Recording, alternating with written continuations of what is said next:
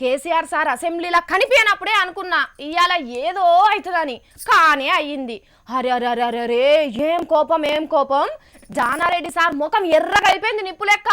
చూసుకుంటా సల్లగడే ముచ్చట్లు చెప్తారు అనుకుంటే కేటీఆర్ సారు, చిన్న ముఖ్యమంత్రి కడియం సార్ కూడా నిప్పుల కంకెడు ఉప్పే చల్లిరు. కానీ కేసీఆర్ సార్ లెక్క ఎవ్వరు మాట్లాడలే.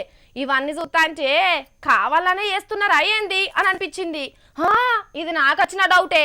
ఇంతకేమైందో చూడురి. ఇవాళ అసెంబ్లీని చూస్తే సలిపోయి ఎండాకాలం వచ్చినట్టే అనిపించింది. సభల కేసీఆర్ సార్ లేని లోటు మళ్ళా మస్తుగా కనిపించింది.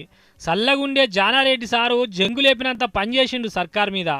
చిన్న సీఎం శ్రీహరి సార్ ఉన్నా కేటీఆర్ సార్తో చేయి కలిపి ఖయ్యమే చేసిండు కానీ నిమ్మలం చేయలేకపోయారు పెద్దలు జానారెడ్డి సార్ను. తెలంగాణ ఐపాస్ మీద వీళ్ళోళ్ళు మాట్లాడినాక అధికార పార్టీకి వెళ్ళి మాట్లాడమని పువ్వాడు అజయ్ సార్కు మైకియంగానే ఖయ్యం సురువైంది.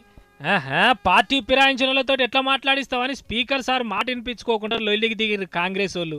ఇక చూడు ఎట్లా నడిచిందో. మాట్లాడుతున్నారు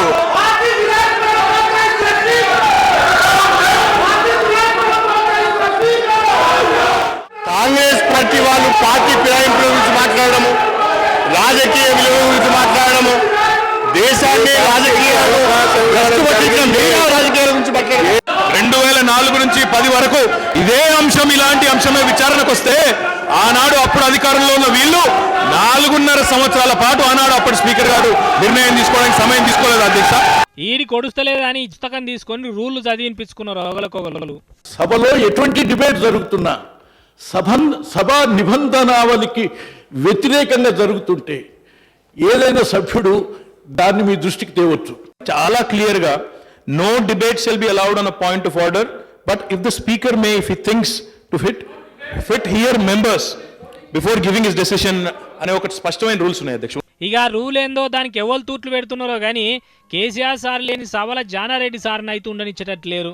అరే రే రే రే కోపం అంటే కోపం కాదు, ఎన్నెల్లేనంత కోపం తెచ్చుకున్నాడు పెద్దలు సల్లటి జానారెడ్డి సారు.